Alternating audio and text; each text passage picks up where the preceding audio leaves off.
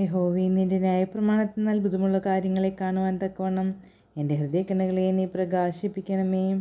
താൻ യാക്കോബിന് മക്കളെ പ്രസവിക്കുന്നില്ല എന്ന് റാഹേൽ കണ്ട് തൻ്റെ സഹോദരിയോട് അസൂയപ്പെട്ട് യാക്കോബിനോട് എനിക്ക് മക്കളെ തരയണം, അല്ലെങ്കിൽ ഞാൻ മരിച്ചു പോകുമെന്ന് പറഞ്ഞു. അപ്പോൾ യാക്കോബിന് റാഹേലിനോട് കോപം ജ്വലിച്ചു.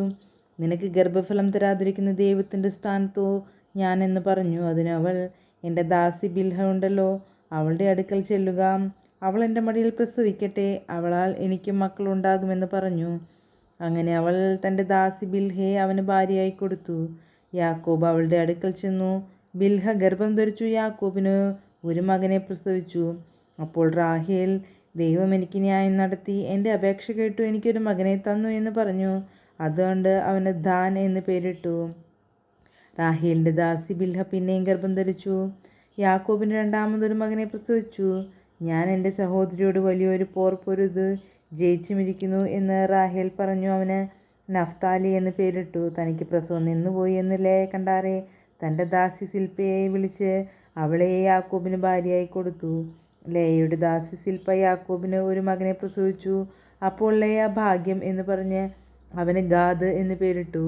ലേയയുടെ ദാസി സിൽപ്പ യാക്കോബിന് രണ്ടാമതും ഒരു മകനെ പ്രസവിച്ചു. ഞാൻ ഭാഗ്യവതി, സ്ത്രീകൾ എന്നെ ഭാഗ്യവതി എന്ന് പറയും എന്ന് ലേയ പറഞ്ഞു. അവന് ആശേർ എന്ന് പേരിട്ടു.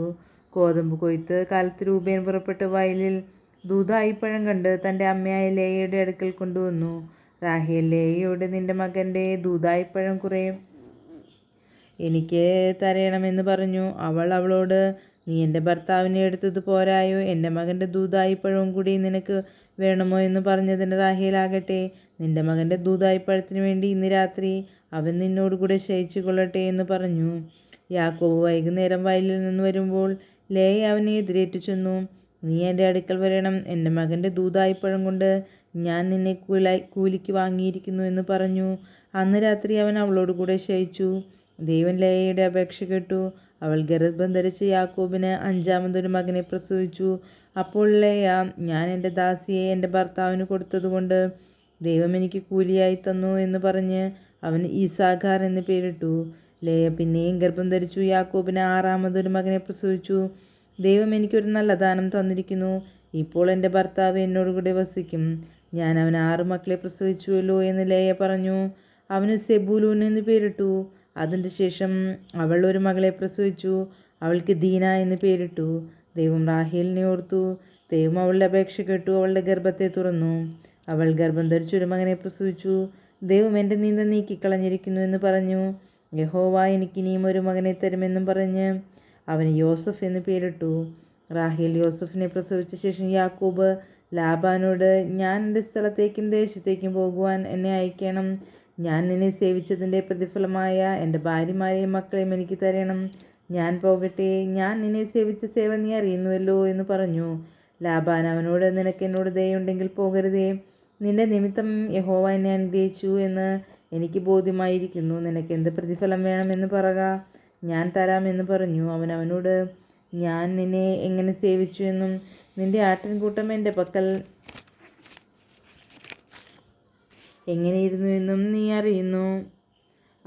ഞാൻ വരും മുമ്പേ നിനക്ക് അല്പമേ ഉണ്ടായിരുന്നുള്ളൂ, ഇപ്പോൾ അത് അത്യന്തം വർദ്ധിച്ചിരിക്കുന്നു. ഞാൻ കാൽ വെച്ചിടത്തൊക്കെയും യഹോവ നിന്നെ അനുഗ്രഹിച്ചിരിക്കുന്നു. ഇനി എൻ്റെ സ്വന്തം ഭവനത്തിന് വേണ്ടി ഞാൻ എപ്പോൾ കരുതുമെന്ന് പറഞ്ഞു.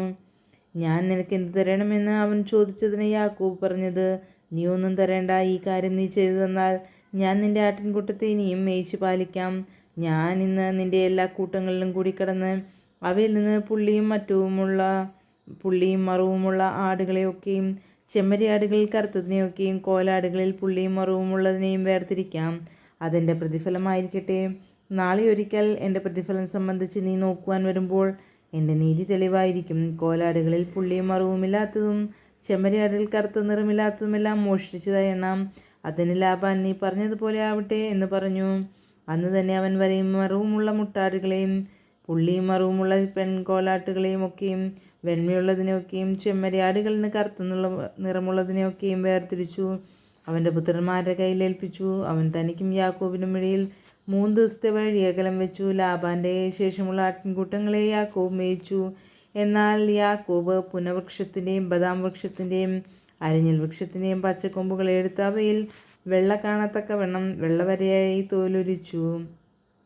ആടുകൾ കുടിപ്പാൻ വന്നപ്പോൾ അവൻ താൻ തോലുരിച്ച കൊമ്പുകളെ പാത്തികളിലും വെള്ളം പകരുന്ന തൊട്ടികളിലും ആടുകളുടെ മുമ്പിലും വെച്ചു. അവ വെള്ളം കുടിപ്പാൻ വന്നപ്പോൾ ചനയേറ്റു. ആടുകൾ കൊമ്പുകളെ കണ്ടുകൊണ്ട് ചനയേറ്റു. വരയും പുള്ളിയും മറവുമുള്ള കുട്ടികളെ പെറ്റു. ആ ആട്ടിൻകുട്ടികളെ യാക്കോബ് വേർതിരിച്ചു. ആടുകളെ ലാബാൻ്റെ ആടുകളിൽ വരയും മറവുമുള്ള എല്ലാറ്റിനും അഭിമുഖമായി നിർത്തി. തൻ്റെ സ്വന്തം കൂട്ടങ്ങളെ ലാബാൻ്റെ ആടുകളോട് ചേർക്കാതെ വേറെയാക്കി. ബലമുള്ള ആടുകൾ ചനയേൽക്കുമ്പോഴൊക്കെയും കൊമ്പുകളെ കണ്ടുകൊണ്ട് ചനയേൽക്കേണ്ടതിന് യാക്കോബ് ആ കൊമ്പുകളെ പാത്തികളിന്മേൽ ആടുകളുടെ കണ്ണിന് മുമ്പിൽ വെച്ചു. ബലമില്ലാത്ത ആടുകൾ ചനയേൽക്കുമ്പോൾ അവയെ വെച്ചില്ല. അങ്ങനെ ബലമില്ലാത്തവ ലാബാനും ബലമുള്ളവ യാക്കോബിനുമായി തീർന്നു.